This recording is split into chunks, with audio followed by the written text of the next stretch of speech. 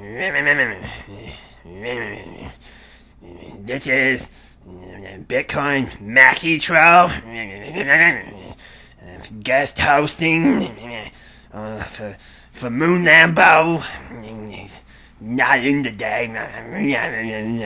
This is an article I wrote called Ripple. Ripple is becoming a dumping ground for Bitcoin spam transactions. I wrote this. Dumping ground. Sounds pretty nice. Maybe I could have the dumping ground. It could be my vacation home when I'm away from my bridge. Where I charge people Bitcoin to cross and it takes 3 days because blockchain is in the fast of Bitcoin.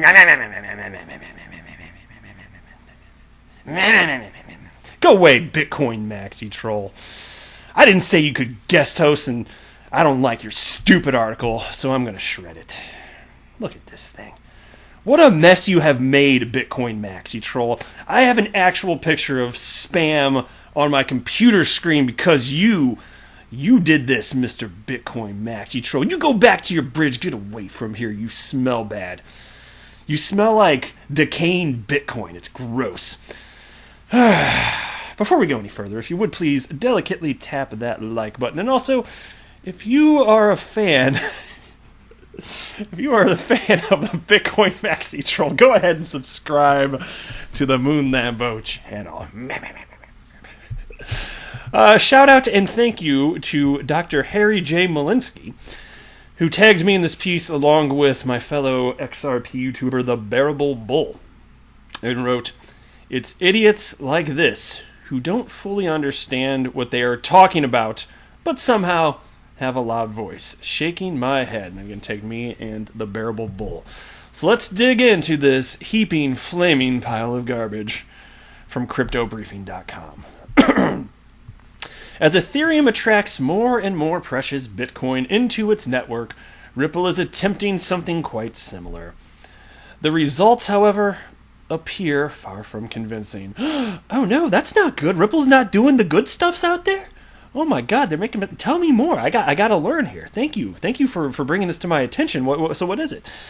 And then you got this up in here. Everyone wants a piece of Bitcoin. No, that's certainly not true. I don't. Bitcoin has the largest market cap, along with the dominance of over 60% on the crypto market. Moreover, it is reported to be the most recognized brand in the space. Any project interoperable with Bitcoin has a chance to draw a substantial portion of the market's attention. Does it? What do you mean? Like what type of projects are you talking about? Because Bitcoin's not functionally being used for anything. Could you tell me more about these projects where it's getting used for anything other than speculation? It'd be fringe stuff, and you know that, Mr. Bitcoin Maxi troll. Why are you writing this silly nonsense? Oh my gosh, you're just a silly goose, aren't you? So far, Ethereum has enjoyed the most interoperability with Bitcoin.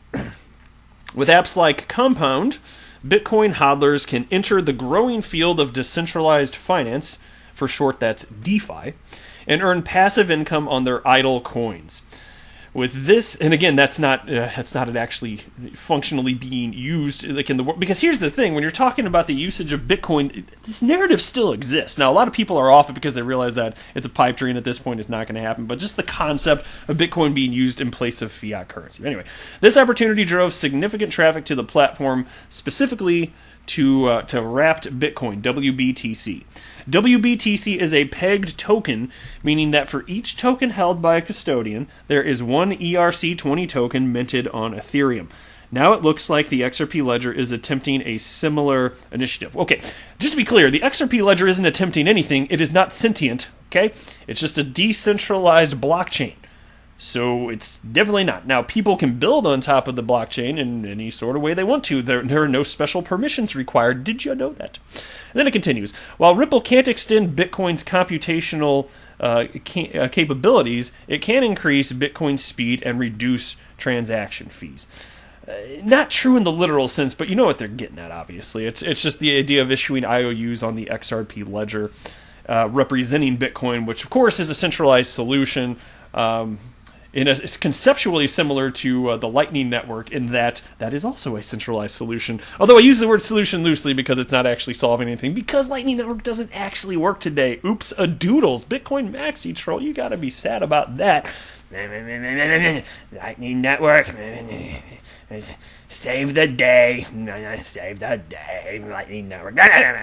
Cheapness and speed of transacting can make pegged Bitcoin on the XRP ledger useful for arbitrage, with traders driving on-chain activity. An influx of minted BTC on Ripple, with some accounts holding hundreds of thousands of tokens, points to a potential surge in demand. They got some graphics on the screen if you care to look, but you're not missing anything if you don't. It's fine.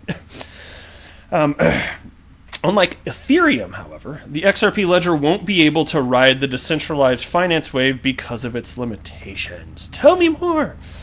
Like WBTC, Ripple utilizes trusted token arrangements to mint pegged tokens.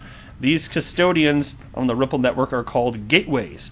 There are a handful of these reputable gateways. Given their Bitcoin capitalization dynamics, it's obvious that they didn't issue any significant quantities of Bitcoin lately. Moreover, Bitcoin trading volumes remain dismal. And by the way, just to be clear, so they're writing this article. I've already covered conceptually kind of what they're getting at here, which is that there are a bunch of these transactions on the XRP ledger which just look fake and spammy. Like there's no indication that you should trust any of these transactions, or that the Bitcoin IOUs that were issued on the XRP ledger were actually legitimate in any way whatsoever. But anyway, the piece continues here. Unlike WBTC, which only has one custodian, BitGo, Ripple can have an unlimited number of gateways. Technically, any account can act as a gateway and issue non-XRP tokens like Bitcoin, Ethereum, and USD. Yes, exactly. There's a built-in decentralized exchange, and you can issue IOUs. It's awesome. Ultimately, it is up to users to decide which gateways they trust. This is true. There is no ceiling on how many tokens an account can issue. The only limitation is the number of tokens other users want to hold. Moreover, they use the word moreover a lot. Moreover, I think they should stop using moreover. But anyway, moreover, an issuer can block issued tokens from being transacted by the broader Ripple community. Now that is true. So clearly XRP cannot be frozen, but if you issue the IOU, it's centralized, you have the control over it, you absolutely can. That's a feature. Right? Now, as a consequence, one can issue tokens without actually holding Bitcoin and transfer them between accounts. A reputable gateway has numerous connections to other accounts because they are actively used. A fraudulent one is likely to have much fewer connections. In the example below, the amount of Bitcoin on an account connected with just 3 others topped 30,000 Bitcoin, as indicated right here. Another suspicious factor is frequent transactions of similar amounts coming in and out between the same accounts. Ripple is flooded with these kinds of spam transactions, which, by the way, that is true. It doesn't matter. You can try and do whatever you want to make the XRP ledger look like this or that, but it does nothing to change the effectiveness of the ledger. It does nothing to change the fact that there is real utility to be had. It's just presumably a bunch of trolls doing trolls type stuff. And then, I don't know, man. Maybe they are doing it from Starbucks. Maybe they come out from under the bridge every now and then. Maybe they get somebody else to watch the bridge from one of their other little troll buddies. But maybe they're just doing the spammy stuff from actually under the bridge, which begs the question: where are they getting the Wi-Fi? I mean, that's the real question. Like that's what I want to know. Where are these Bitcoin Maxi trolls getting Wi-Fi if they're actually under the bridge where they live? And I don't know. Maybe we could do some sort of intense investigation on that to try and get to the truth of that matter. I think that's the question that people are clamoring for, just seeking an answer. But according to the on-chain data analyzed by Crypto Briefing, there are more than 10 addresses constantly generating large pegged Bitcoin payments between each other. Yeah, it's probably done by Crypto Briefing. Who knows? I don't actually think that. I'm just saying. It's Bitcoin Maxi trolls, though. A cumulative number of daily payments for just 3 of them exceeds 9,000, more than 1% of the network's current daily transactions. Importantly, these addresses use trust lines that are not controlled by any means. Hence, the pegged Bitcoin issued for them is not necessarily backed by real Bitcoins. Yeah, and Tether's not backed by US dollars. So what? This is a feature. This is the way this is designed to work. And you're writing some narrative here as if this is a problem. But they write, as a consequence, this activity does not represent genuine interest in Ripple from the Bitcoin community. And so there you go. That's what they really want to drive at. No. Us Bitcoiners, we don't want to use the XRP ledger for this or that. Well, frankly, it doesn't matter. Like, you know what? You know the real reason that Bitcoin maxis, other than just the fact that they hate XRP and Ripple, you know why they wouldn't use it? Because the speculators are just sitting there holding their Bitcoin anyway. They're not using it for anything. They don't need it to be fast because it doesn't do anything. That's the real answer. You know, people hold it and then that's it. They hold it. Store of value, quote unquote. It's silliness, man.